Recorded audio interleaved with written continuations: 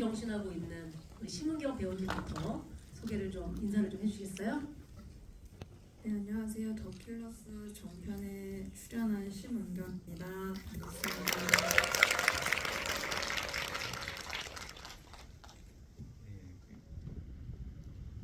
들리시나요? 네, 저희가 더 킬러스 5명이 거의 완전체로 만나는 마지막 행사 같은데, 그래서 더 킬러스의 첫 번째 에피소드 변신을 연출한 김종관이라고 합니다. 만나서 반갑습니다.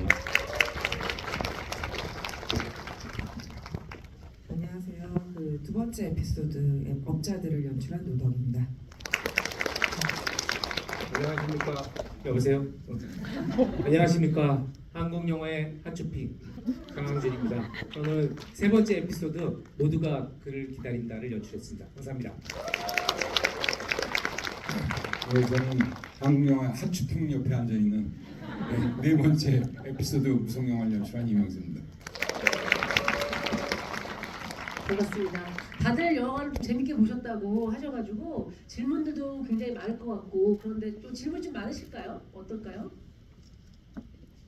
일단 지금 좀 핸드폰으로 사진 좀 찍으시고 생각했다가 질문하실 요량인 것 같은데, 그러면 제가 먼저 좀 말씀을 드려볼게요. 저는 영화를 정확히 2번 관람을 했습니다. 부산국제영화제 때 초청되었을 때 한 번을 봤고요.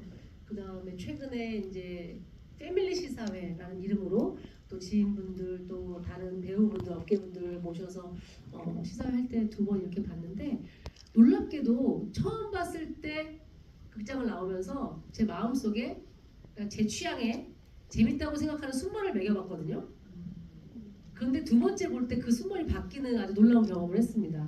그래서 이 영화의 매력은 바로 그런 매력일 것 같고, 주변에 제가 이 영화 어땠어요 하면 여러 번 보면 볼 때마다 새로울 걸? 이라고 간단하게 얘기를 했던 기억이 있는데요. 두 번째 보니까 더 많은 질문이 생기기도 하고 그렇더라고요. 제가 어떤 영화계 거장 한 분께서 어떤 영화가 좋은 영화야? 라고 물었을 때 좋은 영화란 말이야. 질문과 생각할 거리를 많이 주는 영화가 좋은 영화라고 생각해. 라고 그 거장인 감독님께서 얘기하셨거든요. 이 영화야말로 정말 생각할 거리를 많이 던져주는 그런 영화가 아닌가. 네 편의 매력이 다 달랐고, 그런 의미에서 네 편에 이렇게 각자 다른 캐릭터로 각자 다른 모양으로 출연하신 심은경 배우님께 여쭤보고 싶어요. 하시면서 어떤 여러 편을 하셨기 때문에 정체성에 혼란이 있거나 하시지 않았는지. 배우가 한 캐릭터로 몰입하는 게 아니었잖아요. 네. 그런 혼란은 전혀 없었고요. 이제 각각의 작품으로 이제 생각하고 참여를 해서 그냥 이제 촬영이 한 전체 예를 들어서 5회차다. 제 분량 한 2회차, 3회차 정도 됐거든요. 그저 그렇게 촬영이 끝나고 나면 그냥 훌훌 털어버리고 이제 다음 작품 또 준비하고 그랬어요. 네. 영화를 다 보셨으니까 솔직히 그런 얘기 하셨는지 모르겠는데 제일 고생스러웠던 편은 어떤 거였어요? 이제는 다시 안 볼 사이 같은데 얘기해도 되잖아요. 감독님 듣고.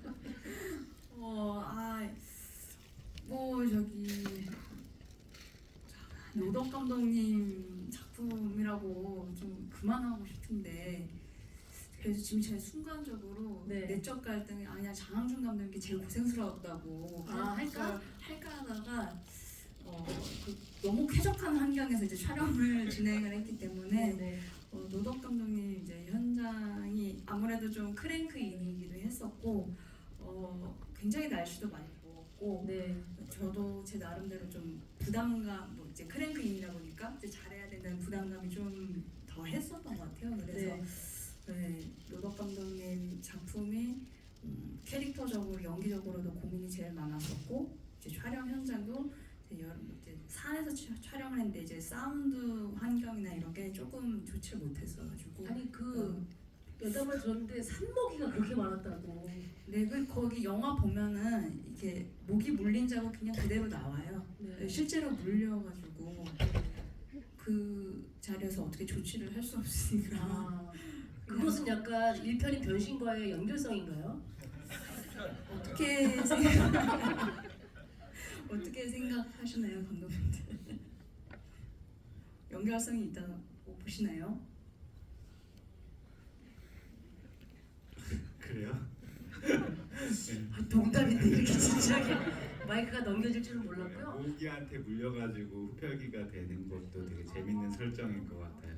네. 네. 지금 얘기하다 보니까 그렇게 이제 생각할 거리들이 더 생기는데 저는 개인적으로 영화를 보면서 장항준 물론 이게 한 편의 어떤 해밍웨이의 소설을 가지고 모티브화해서 만들어진 연작이잖아요. 그런데 공교롭게도 새 감독님의 작품에는 흑백신이 있는데 장항준 감독님 영화에만 흑백신이 없더라고요. 제가 처음으로 컬러 테레비 시대가 온 게 제가 초등학교 4학년 때인가 그 처음으로 컬러 TV를 봤던 것 네네. 같아요. 그때 그 감격을 잊지 못해서 저는 흑백이 싫어요. 얼마나 눈에 보이니까 좋습니까? 알록달록. 아 진짜 훌륭한 질문에 개떡같이 질문을 하셔가지고 답변을 하셔가지고 네, 아니 근데 여쭙고 싶었어요. 그러니까 나머지가 연속성 있는 건지. 그러니까 저는 이야기 자체가 전체가 그냥 그 시간 그날 자체가 흑백이어야 되잖아요. 원래는 네네, 그 시대 네. 자체가 네. 그런데 그 안에 그 좀 색감들을 좀 살리고 싶었어요. 계속 한 장소만 나오다 보니까 그래서 조금 컬러로 한 것 네. 같아요. 그 노덕 감독님 영화에서 등장하는 흑백신의 의미는 좀 남다를 것 같긴 한데. 그 원래는 사실 흑백을 하려는 의도는 없었고 다 칼라로 찍었어요. 네. 칼라로 찍고 이제 편집 기사님이랑 열심히 편집을 했는데 그 우리가 이제 역시나 크랭크인 작품이었기 때문에 이제 편집을 하는 동안에 이명세 감독님 작품이 촬영 중이었거든요. 네네. 그래서 이제 편집 기사님이랑 같이 이제 그 현장에 놀러 갔다가 너무 자극을 받은 거죠. 이명세 감독님 너무 열정적으로 이제 현장을 네네. 하시길래 우리는 이대로는 안 된다. 편집을 이렇게 안일하게 할 수는 없다. 네네. 좀 더 충격적인 뭔가가 비장의 무기가 필요하다. 네네네. 그래서 갑자기 편집 기사님 여기선 흑백으로 가야 된다.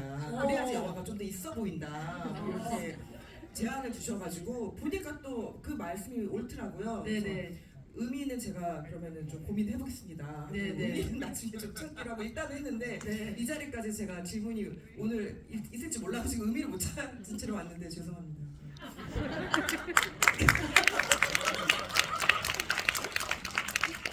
아니 근데 저는 그걸 되게 의미 있게 봐가지고 좀 꼭 여쭤보고 싶었던 부분이긴 하거든요. 그거랑 이제 장항준 감독님 영화에 없는 세 감독님의 영화의 공통점 중에 하나가 흑백과 슬로우란 말이에요.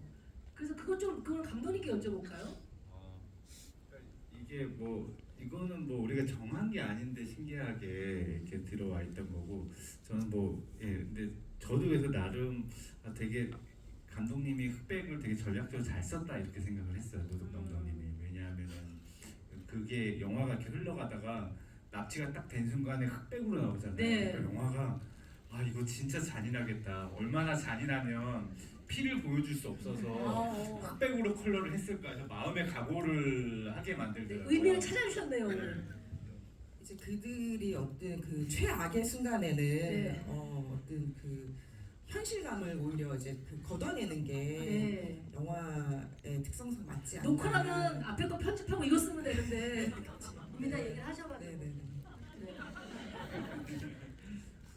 저도 이제 저는 이제 약간 이면의 슬로우나 약간 스타일에 대한 거는 뭐 제가 이제 장르 영화도 이제 이번 처음 한 건데 어쨌든 저는 나름대로 지금 이명세 감독님에 대한 어떤 존경과 감독님 했던 전에 영화들의 어떤 영향받은 어떤 것들 노독 감독님도 아마 마찬가지 생각을 가지셨던 것 같은데 좀 그런 것들을 생각을 했어요. 이제 그러다 보니까 조금 스타일적으로 좀 그렇게 좀 접근한 부분들이 있고 흑백은 저도 시나리오 단계나 콘티 단계는 흑백이 없었어요. 네. 예.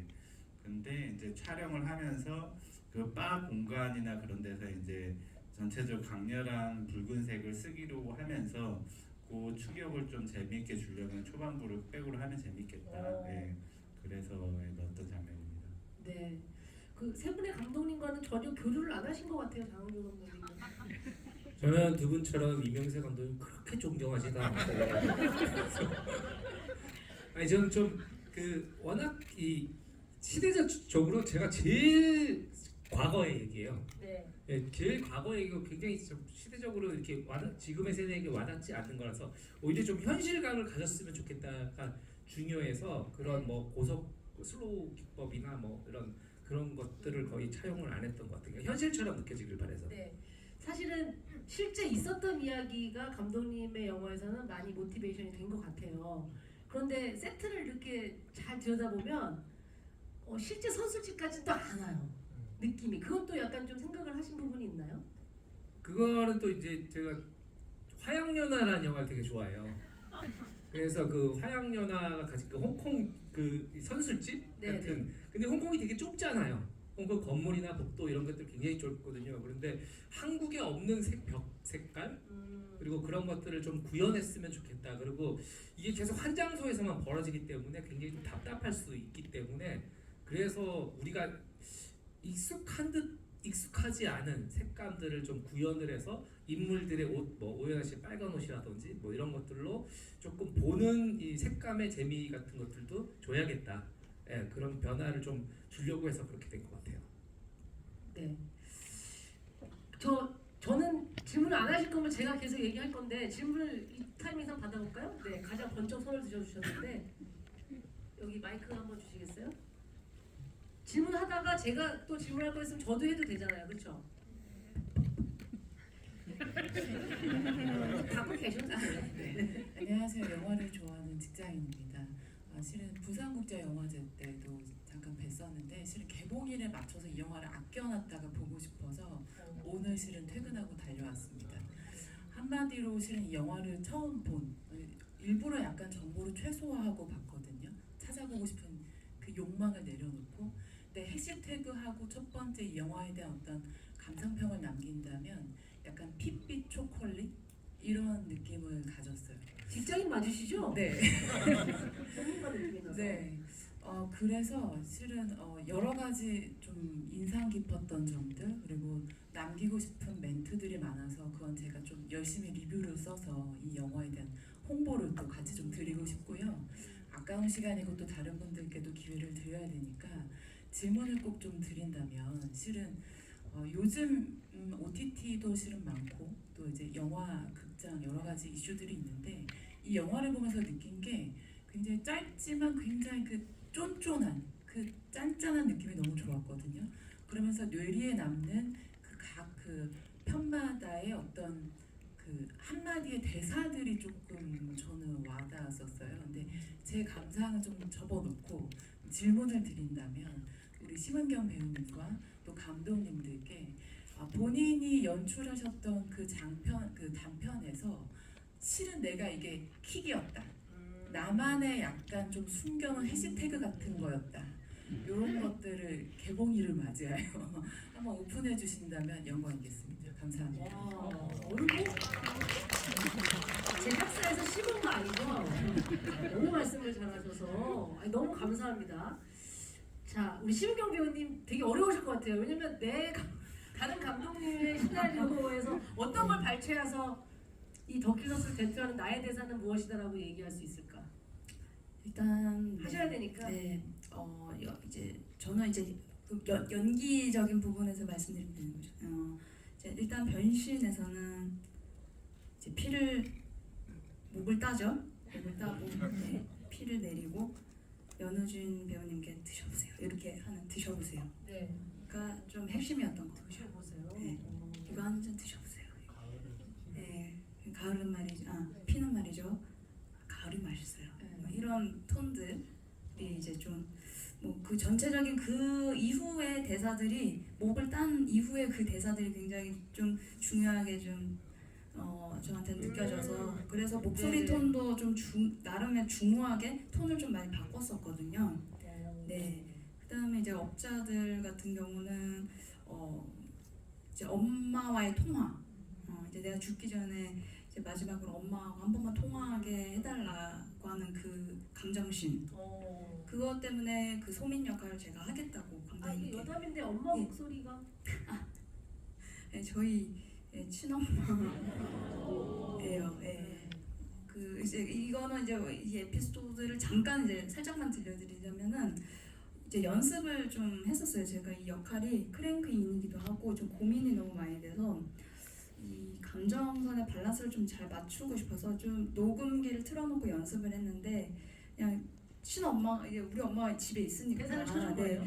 엄마 대사 좀 맞춰줘 했는데 엄마 대사 느낌이 너무 좋은 거예요.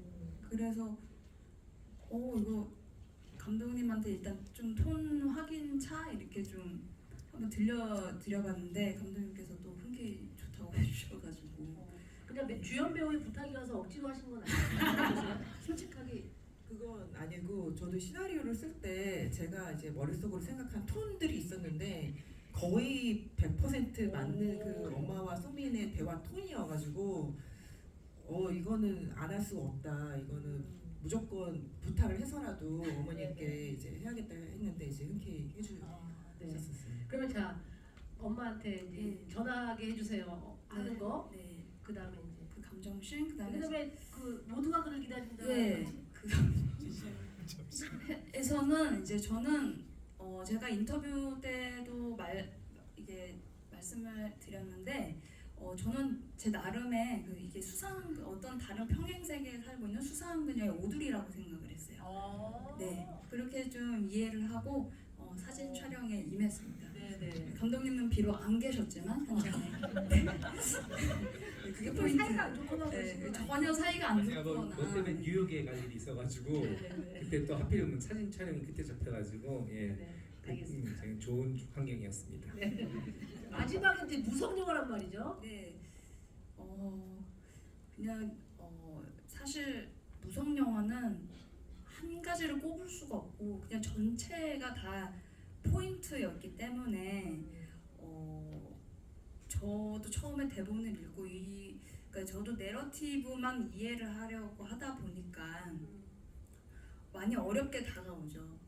그래서 감독님한테 이제 제가 어떻게 이 캐릭터를 이해하면 좋을까요? 했는데 감독님께서 뭐 이게 이해 안 해도 돼. 그냥 해도 돼. 그러다 보면 알게 돼. 이러고 저희가 또 리허설도 한 일주일 상간으로 했었고, 네. 그래서 이제 영화 촬영이 다 완성되고 이제 감독님께서 근데 이거는 이제 여기서 또 처음 얘기하는 것 같은데 리허설 때부터 나는 100% 후시야. 후시 녹음이야. 네. 근데 현장에서는 어떤 그 몸 연기, 어떤 행동, 액션, 그 표정 그런 거에만 집중을 하도록 그리고 저희 이제 배우들한테 다 공지를 오랜만에 그런 현장이 있었을 것 같아요. 오랜만에. 그렇죠. 처음이에요. 아 신혜원 씨 처음이요. 처음이어서 네. 후시만 제가 3번을 후시 녹음만 3번을 했습니다. 몇 마디 안 된 대사를 그렇게 아니, 후시를. 이제 몇 마디 안 되진 않고 이제 제가 쭉 나레이션을 나레이션이 하잖아요. 있으니까. 처음부터 끝까지 쭉 나레이션 하는데 그 대사 포함해서 추가가 막 생기기도 하고 대사가 또 바뀌기도 하고 이래서 감독님께서 계속 저기 이날 시간 되니? 이러고 이제 후시 한 번 더 따자 이러고 그래서 막 이제 마지막에 막 야 죽이자 막 이렇게 소리 지르는 장면도 있잖아요. 킬러들하고 이제 싸울 때. 반격을 가할 때. 네, 그때도 막 감독님께서 막 자리에서 일어나세요. 그래서 막 배에다 힘 꽉 주고 이제 소리 질러 막 이러시고 후시가 집요하신데 집요하셨고 제가 후시하는 날도 잠깐 오셨어요. 맞아요. 내 거 좀 앞에 하면 안 되겠냐고. 진짜요? 맞아요. 그 믹싱실이 저희 집이랑 되게 가깝거든요. 네, 네. 그래서 우연히 만났어요. 끝나고 가는 길에. 네. 근데 목이 안 나오더라고요. 목이 쉬어가지고 이현수 감독님도 한날. 저는 지금 많은 증언이 나오고 있습니다. 이명세 감독님. 후시에 대한. 사실은 뭐 여러분들 잘 아시겠지만은 그러니까 우리가 녹음 환경들이라는 게 그러니까 우리가 사운드에 좋은 사운드를 들려주기 위해서 사실은 기본적으로 그 대사 사운드는 앞 스피커에서 나와요. 그리고 우리가 예전에는 그러니까 세계 해외를 생각을 안 했는데 그러니까 대사가 따로 다 후시가 돼야만 해외에 팔 수가 있어요. 그러니까 그 전에는 아무 우리가 한국 영화가 세계에 나간다는 생각을 안 해서 그런 작업들을 했었는데 이게 세계에 나갈 수도 있지 않겠는가. 그래서 그렇게 하기 위해서는 후시 녹음들이 필요하고 그리고 이제 더 짧은 환경과 어떤 그 시간에서 이 후시로서 또 수정될 수 있는 것들이 많아서 더 좋은 음질, 좋은 감정들을 살리기 위해서 했지 뭐 고문하기 위해서 그러면 절대 안 해요. 감독님 마이크 잡으신 김에 감독님 무성영화 편에서 키가 되는 대사는 뭐라고 생각하세요? 노력하지 않으면 아무 일도 일어나지 않을 것이다. 장준환님 마이크 받아서 키가 되는 저는 뭐 사실 뭐 대사들 중에 좀 기억에 남는 대사를 보신 분들이 네. 눈치가 없는 편이네 다들 이제 이게 이 오연아 씨가 이제 그 영상고라는 네. 게 밝혀질 때 하는 대사 얘기들을 많이 쓰는데 저는 되게 중요한 대사는 앞에 라디오에서 나오는 박정희 대통령이 삽교천 방조제 공사에 갔다는 얘기인 것 같아요. 그날 이제 이 박정희 대통령이 죽기 전 마지막 행사거든요. 그리고 그날 밤에 죽어요. 그래서 그 제가 전체적으로 이 작품에서 이야기하고 싶었던 것이 거기서부터 시작되기 때문에 그거를 좀 알아야 되기 때문에 그게 되게 저한테 중요한 대사였던 것 같아요. 그 영화를 온전히 이해하기 위해서 그 앞을 놓치면 안 되는. 네네 그렇죠. 네네. 예. 노덕 감독님께서는 영화 주제적으로 따지자면 저는 돈이 안 중요하다고 한 적은 없어라는 대사거든요. 결국 돈 얘기를 하고 있는 영화이기 때문에. 근데 이제 그 캐릭터, 그러니까 감성적으로 제일 좋아하는 대사는 이제 영화를 봤는데 그게 너무 슬퍼서 이렇게 얘기하는 거야라는 저는 그 대사를 되게 감성적으로 좋아하긴 하는데 이제 주제적으로 이제 대표적인 대사는 돈이 안 중요하다고 한 적은 없어요. 네. 우리 감독님. 네, 저는 좀 약간 제가 어릴 때 좋아하던 이제 B급 장르 영화들 그런 게 뭐 고우하고 뭐 잔인하기도 하지만 그게 다 농담 같은 그런 영화들을 좋아했어요. 그래서 좀 이 영화에서도 누군가가 죽고 해야 되는데 그런 게 좀 결과적으로 재밌으면 좋겠다.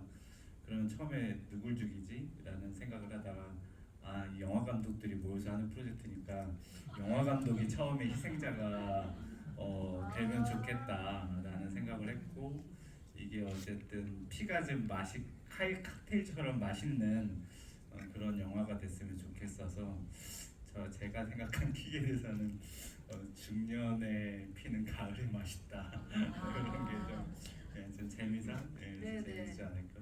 저는 그게 궁금했거든요. 거기에서 많은 손님이 나오는 게 아니잖아요. 그러니까 이렇게 연우진 배우를 제외하고 두 번째 손님인데 왜 설정이 감독과 약간 여배우였었나 그게 궁금하긴 했는데 네. 자연스럽게 답변이 네, 그렇죠. 궁금해요. 영화 감독이 나오면 좋겠고 참고로 제가 사람한테 말을 잘 못 놓고 위스키도 좋아합니다.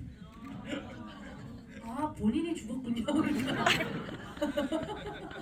본인을 던짐으로써 멋있는 장면을 연출하신 김종관 감독님의 이야기였고요. 또 질문이 있으실까요? 네. 앞에서 나왔으니까 저 뒤에 남자분 한번 마이크 드려보면 어떨까요? 마스크 쓰고 계신 8번째 줄에 5번째 분. 네. 네, 저 영화 너무 잘 봤고요. 이때를 좀 개봉날을 좀 기다렸거든요. 그래서 이제 영화를 보고 좀 너무 감격스럽고 또 근데 이제 제가 드리고 싶었던 질문은 앞에서 나왔던 답변이기도 하지만 아직 전부는 말씀 주시진 않았던 부분이 있거든요. 그래서 김종관 감독님과 장항준 감독님이 말씀해 주셨던 부분에서 또 더 추가적으로 좀 궁금했던 점은 공간에 대해서 이제 고민했던 부분. 왜냐면 다 같이 이제 내 작품들이 이제 공간적 제약된 공간 안에서 보여주다 보니까 이 개성적인 부분들이나 이런 것들이 도드라질 수 있게끔 하는 그런 고민들이 좀 궁금했습니다. 저는 대략 2가지 이유 정도가 있는데요. 제가 이 영화는 어떻게 보면은 좀 제 인생의 첫 장르 영화잖아요. 제가 뭐 모르시는 분도 있겠지만 제가 이제 그 전에는 항상 뭐 계절 변하는 거 말랑말랑한 거 했잖아요. 길 찍고 꽃 찍고 이러다가 갑자기 피가 나오고 뭐 하긴 하는데 사실 이것도 제 취향의 것들이 이제 들어올 수밖에 없고 제가 그동안 만들던 것들이 대부분 약간 두 사람의 대화극 한정된 공간 안에서 하는 그런 이야기들이 많았는데 그런 툴을 갖고 와서 좀 다른 장르 영화를 해보면 어떨까라는 생각이 있었고 또 이게 해밍웨이의 그 킬러스를 모티브로 하고 있어서 그게 저는 또 좋았던 게 이제 해밍웨이가 되게 수많은 단편 소설을 썼고 그것들이 굉장히 간결하면서 그 안에 정수가 있거든요. 그런 단편 소설만의 화법을 영화 안에서도 녹이고 또 그 안에서 보면은 그 보이는 캐릭터들과 그 한정된 공간 안에서 벌어지는 서스펜스에 대한 이야기라 좀 그런 부분들을 좀 모티브 삼아서 하려면 그런 바의 공간을 가지고 하면 재밌겠다 그런 생각을 했었습니다. 네, 장은주 감독님도 네, 저는 뭐 아까 말씀드렸다시피 그런 좀 그 납득되면서도 약간 낯설기도 하면서 그 시대엔 저랬겠다 하는 공간들이 필요했고 실제 그쪽 이런 선술집을 가면 남아 있는 건 없어요. 실제로 뭐 어딜 가도 그런 원형이 남아 있는 데는 없어서 그렇지만 이 사륙에 수많은 사람들이 이제 액션을 벌여야 되고 사륙을 해야 되기 때문에 이 찍으려면 또 공간이 훨씬 넓어야 되잖아요. 넓어야 돼가지고 이제 전국의 여기저기를 찾다가 이제 군산에 폐건물을 하나 찾아낸 거예요. 그래서 군산에 내려가서 봤더니 이제 폐건물이 좋았던 이유는 이게 보통 층고가 요즘 건물은 낮은데 폐건물들은 위에 다 터져 있어요. 천정이 나무로 돼 있고 그렇죠. 그래서 실제 높이도 한 4m, 5m 정도 됐던 것 같아요. 층고가.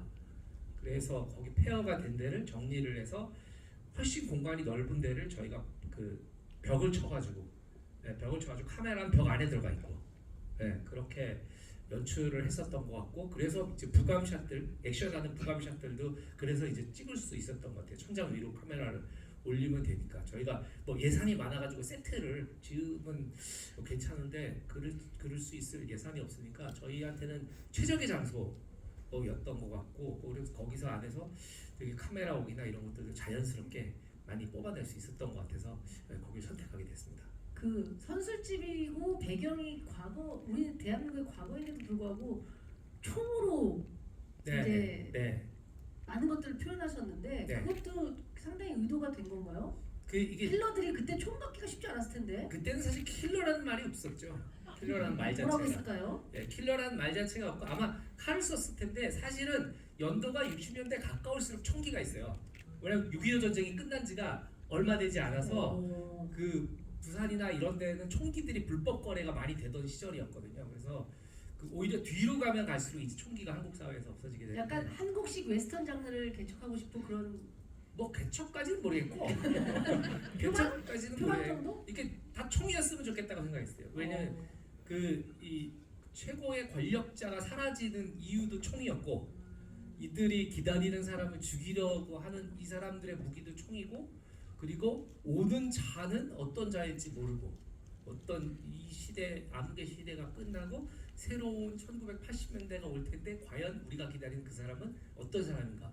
구원자인가? 우리는 정직한 놈인가? 우리가 나쁜 놈은 아닐까? 뭐 이런 그는 누구인가? 그는 과연 이 안에 있는가? 뭐 이런 생각들을 좀 하면서 해서 저는 총기가 있어야 된다고 좀 생각을 했던 것 같아요. 그래서 저는 그 두 번째 볼 때 감독님 영화를 보면서 야, 약간 이게 웨스턴 장르랑 좀 닮아 있다라 그 묘한 분위기. 아니, 보신 분들이 서부 영화에 보면 서부 영화 약간 같다고 서부 영화 보면 항상 선술집에 거기 빠를 지키는 주인이 있고 들어와서 한 명씩 들어와서 총격전이 네네. 벌어지고 하는데 물론 이제 그런 것들이 제 잠재의식 속에 있었고 한때 그 석양의 목자 코드의 음악을 선택할까도 생각을 했었어요. 들어선 순간에. 그런데 뭐 그거 자체가 좀 너무 좀 장난 같아 보여가지고 특히나 이준혁 배우와 박상면 배우 두 분이 들어오실 때는 네. 그런 생각이 좀 확 들긴 하더라고요. 롱코트를 입은. 네. 실제로 요즘에야 잠바 입고 파카 입지만 옛날엔 딱 코트예요. 일제시대 때 이 독립열사들도 봐도 다 코트예요. 사실은 그때 옷이 더 멋있는 것 같아요. 양복이나 코트나. 알겠습니다. 감사합니다. 둘만 얘기하는 것 같아서 급하게 끊어봤습니다. 질문을 또 받아볼까요? 네, 여기 이 앞자리에 안경 끼신 검정색 옷을 입고 계신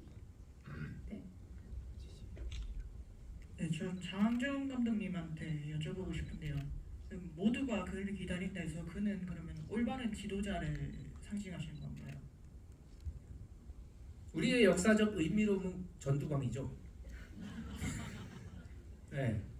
그러니까 좀 미지의 인물을 그리고 싶었어요. 사실은 그 역사 안에서 우리가 포스트 박정희가 어떤 사람이 될 것인가에 대한 거는 그 술집 안에 있는 사람들이 아니었거든요. 전두광은 진짜 난데없이 나타난 대머리였어요. 그 자체가 나타나면서 우리는 처음 본 사람이 마치 우리를 다 안다는 듯이 들어와서 막 폭력을 휘두르고 모든 것들을 장악해 갖고 뭐 이런 건데 그런 것들에 좀 그 온분에 대한 영상국에 대한 그런 것들이 좀 컸던 것 같아요. 또 질문 해볼까요? 네, 여기 주시겠습니까? 근데 아까 질문을 못 하신 분들은 왜 안 드세요? 질문이 겹쳐서 똑같은 내가 한 질문을 해서 안 드시는 거예요? 신기합니다. 먼저 여기 말 못하는 점에서 양해 부탁드리고요. 첫 번째 에피소드가 충격적이었습니다. 핏빛으로 채워진 바라는 색감이 인상적이었고요. 그리고 또 중간부터 호러로 바뀌는 점에서 꽤나 인상적이었습니다. 그리고 그 점에서 마치 다리오 아르젠토라는 서스페리아와 짐 레드가 생각나는데 혹시 그 작품에서 영감을 받았는지 부탁드립니다. 영광스러운데. 네. 근데 저는 좀 더 이제 제가 어렸을 때 좋아했던 영화. 그러니까 제가 곰곰이 생각을 해보면 제가 이제 조금 나이를 먹고 영화과에 들어갔는데 영화과에 들어갈 때는 제가 좀 전에 하던 영화랑 다르게 원래는 제가 백투더피처 같은 영화를 하고 싶어서 영화과에 들어갔거든요. 예. 그러다가 다른 영화들을 이렇게 보게 되면서 어떤 이제 영화적인 뭔가 처음에 어떤 영화 하나 하고 그 질문을 하듯이 다음 영화를 하다 보니까 좀 처음에 제가 하고 싶었던 영화랑은 거리가 멀어진 것 같아요. 근데 이제 이번 기회에 어쨌든 좀 그 전과 좀 다른 걸 하게 되겠구나 하면서 제가 어렸을 때 좋아했던 뭐 옛날에 뭐 스티로드 고든이나 뭐 좀비오 이런 영화 있거든요. 옛날에 뭐 다크맨 뭐 이런 영화도 있었고 트와일라이트 존 환상특급이라고 제가 볼 때 이제 중학교 때 봤던 되게 미스테리 판타지만 나오는 그런 시리즈물들이 있었어요. 그래서 좀 그런 순수하고 약간 B급 취향의 어떤 영화들, 그런 영화들을 보고 자란 기억이 있어서 그런 거에 또 이명세 감독님의 어떤 영화와 이런 것들이 좀 많이 포개지면서 좀 새로운 시도를 한번 해보고 싶다 이런 생각이 들었어요. 실제로 이 영화 준비하면서 이명세 감독의 전작들을 좀 보시고 막 이렇게 하셨나요? 저는 워낙 좋아하고 그냥 때때로 봐요. 때때로 보고 그래서 워낙 또 존경하고 제가 이제 서울예대를 학교 영화과 들어갔는데 그것도 이제 이명세 감독님 영화를 좋아해서 그렇죠. 근데 이렇게 같이 작업을 해보니까 뭐 여러 가지 감정이 있어요. 이게 좋은 감정만 있지는 않은데 애증이 있죠. 애증이 미울 때가 있죠. 작업을 하다 보면.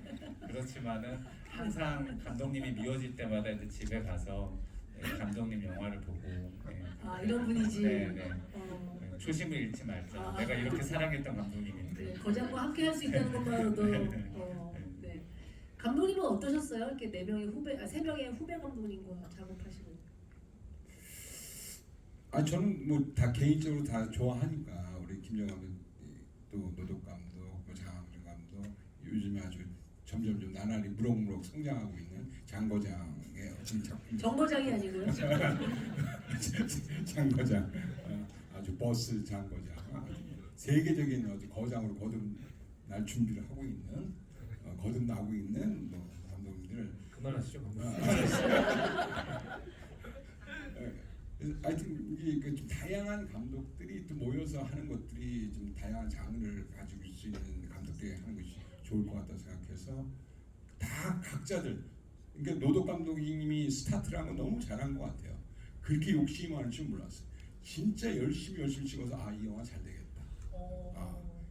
난 대충 찍을 줄 알았는데 노덕 감독님이 사실은 저희 맨 처음 너무 이렇게 그냥 뭐 하듯이 뭐 하더니 너무 열심히. 그러니까 심경 씨가 노덕 감독님 현장에서 어떻게 하시는지 얘기 좀 해주세요. 그만하고 싶어요. 자꾸 너무 오해한다고 그러고. 근데 가는 데서 계속 하셨으면 여기서도 해주셔야죠.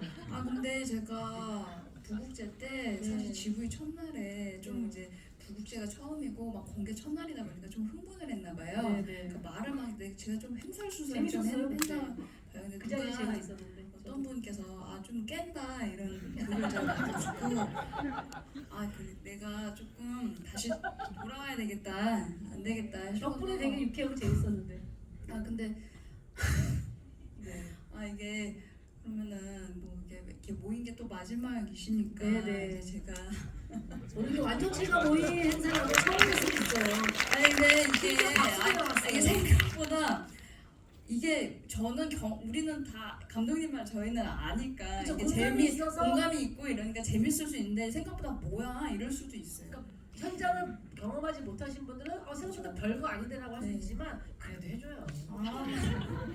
일단은 제가 첫 촬영 했을 네. 때가 저 이제 다른 3인방 홍사빈 씨, 지우 씨, 이제 네, 이방석 네, 네. 씨가 저녁 6시 콜이었고 아마 리허설 포함해서 네. 그때부터 아마 준비를 이제 했었고 저는 새벽 콜이었었어요. 거의 또 밀려가지고 거의 새벽 3시가 다 돼서 슛이 들어갔거든요. 근데 이제 감독님한테 이제 와가지고 인사하는데 감독님께서 막 이러고 있는 거예요. 모니터에 이러고 계셔가지고 되게 역시 열정 감독님이시다 이렇게 생각하고 감독님 안녕하세요 이제 이러고 저는 또 제 역할에 대해서 뭐 얘기도 좀 하고 싶은 게 있으니까 했는데 감독님께서 아유 와서요. 뭐 계속 좀 넋이 나가 계셔가지고 부산보다 더 리얼하게 잘하시는 것 같아요.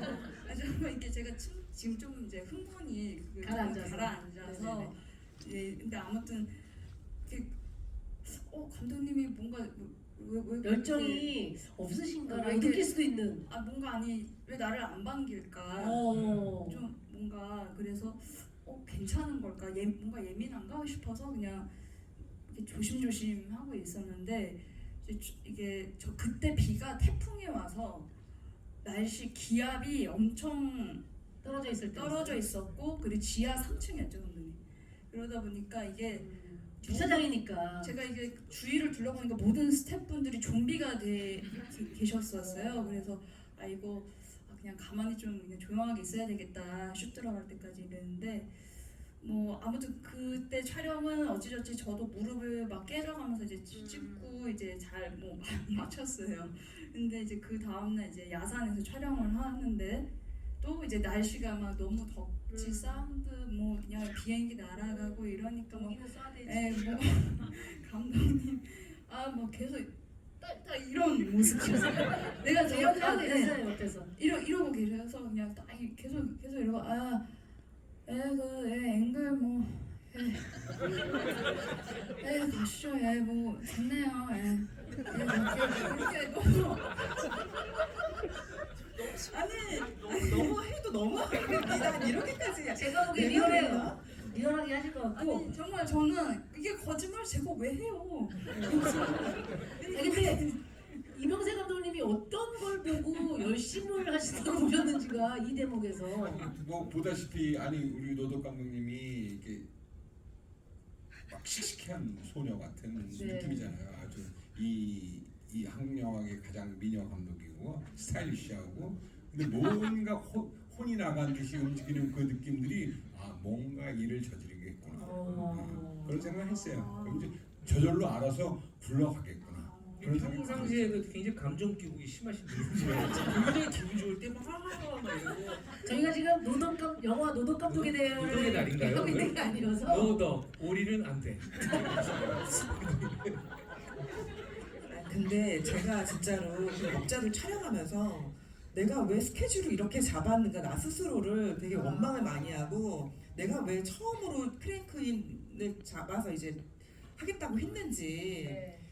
그러니까 너무 일단은 날씨가 많이 안 도와줬는데 이제 찍고 나서 보니까는 다른 분들은 너무나도 영민하시게 다 실내에서 찍으시더라고요. 다 세트에서 올 세트에서 찍으시는데 나만 혼자서 와서 그렇게 짜증을 내요. 여기 왜 시원하냐고. 나는 너무 이제 나는 이제 여기 왜 왔어?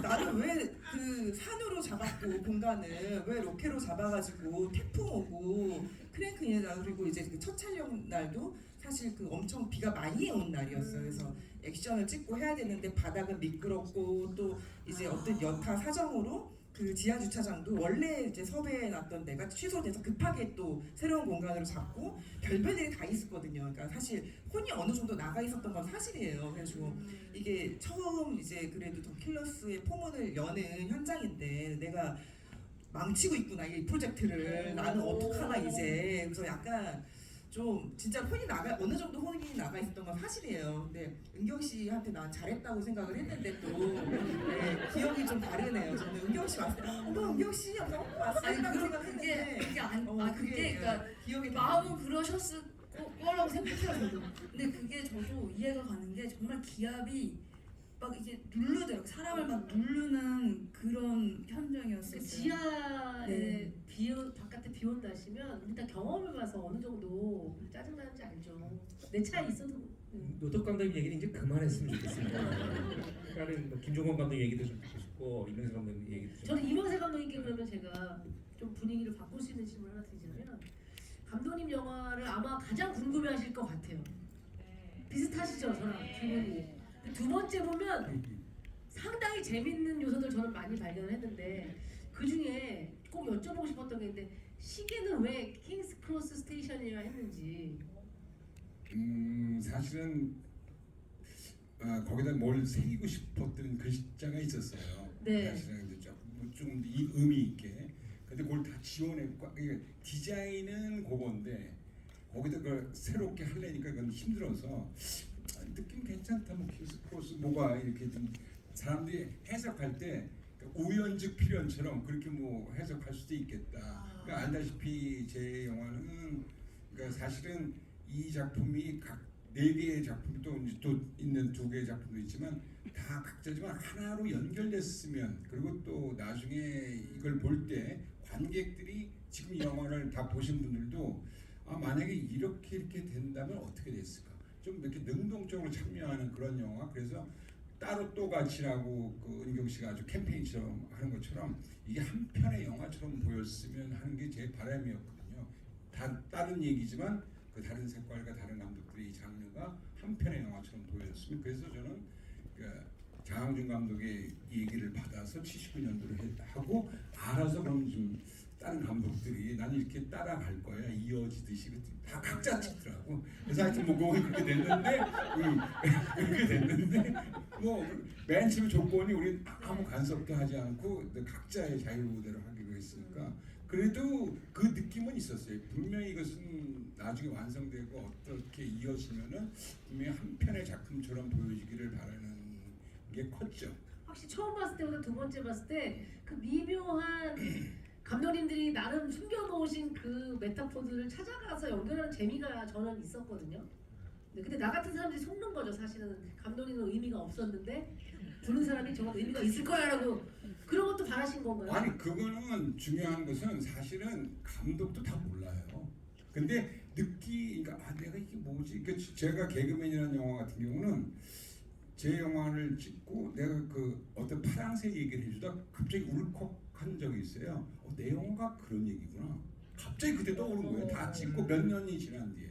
그러니까 제가 그 영화를 찍을 때 맨 처음에 생각은 이런 의도였었는데 그러니까 그 속에 있는 의미조차도 사실은 나중에 알게 되는 경우가 있어요. 그러니까 나의 사랑 나의 신부 같은 경우는 절대 결혼하지 말라는 의미로 찍은 영화예요. 다시 사랑과 근데 제가 그 영화를 얼마나 감동적으로 봤는지 몰라요. 어느 잡지를 봤는데 누가 그 영화를 보고 너무 그 결혼하면 너무 예쁠 것 같아서 결혼했다가 난 영화를 실패했구나. 뭐 이런 거와 비슷해요. 그러니까 제가 어떤 의도들 숨겨진 의도와 다르게 보는 경우도 있고 어떤 경우는 더 앞서서 보시는 분들이 있고 내가 그때 막연하게 잘 몰랐지만은 이것을 딱 아사무사하는 게 있거든. 근데 말로 표현할 수 없는 어떤 것들을 나중에 찾아주신 분들이 있고 아마 이 영화를 보신 분들이 제가 제일 호불호가 갈리는 감독 중에 하나고 아직까지도 씹히고 있는 감독 중에 하나로서 난해하고. 근데 그거 너무 신나하시던데요, 감독님은? 신나는 게 어렵죠. 제가 느꼈을 때 옆에서 이렇게 지켜봤을 때는 그 리액션들 되게 재밌어 하시는 것 같다는 생각을 했거든요.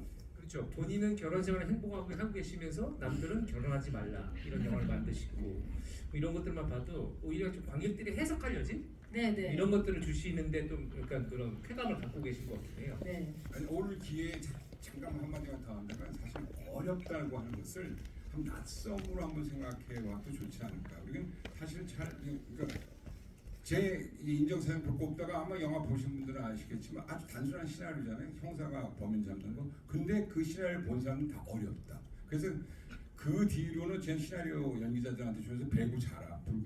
잘 이해 못한다고. 다 모든 게 왜 이렇게 너무 쉬운데.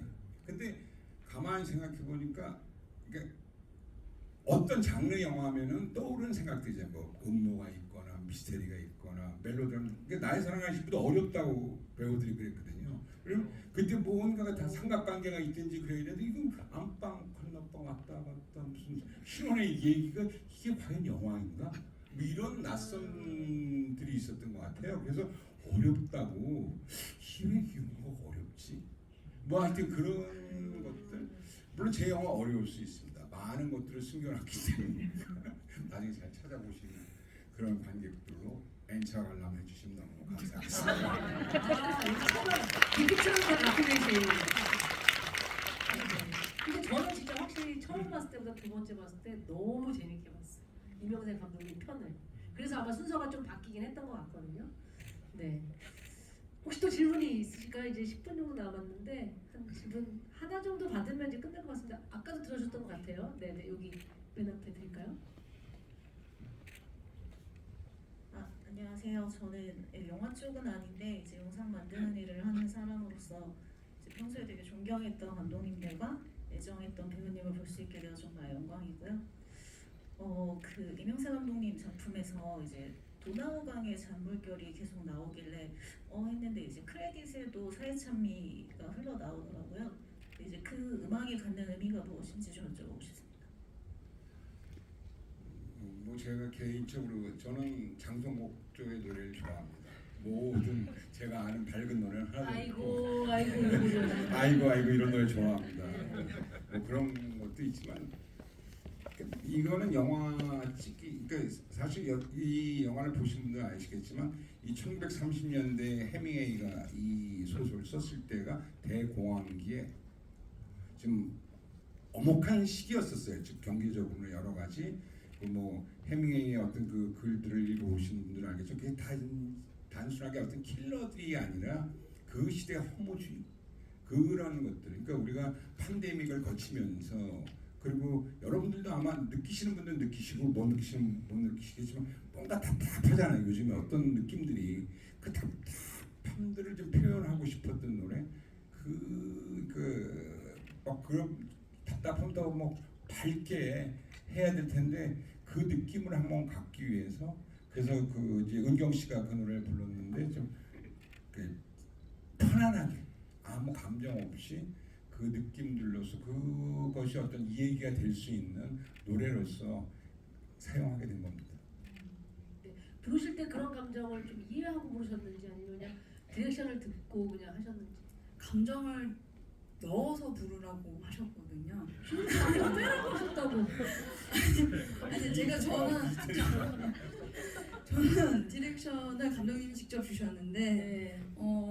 이제 처음에는 저도 이제 뭐 제가 아무래도 노래를 계속 부르던 어떤 사람은 아니다 보니까 이제 좀 어색하기도 하고 좀 수상한 그녀 이후로 이제 10년 만에 이제 영화에서 또 노래를 부르는 걸 이제 좀 해서 이제 좀 어색하더라고요. 그래서 이 헤드폰 쓰고 이렇게 노래 부르는데 정말 아무 감정이 없이 그냥 이 눈물 너네 막 이렇게 부르니까 감독님이 은규야 그 있잖아 감정을 좀 너 그거 알잖아 그지?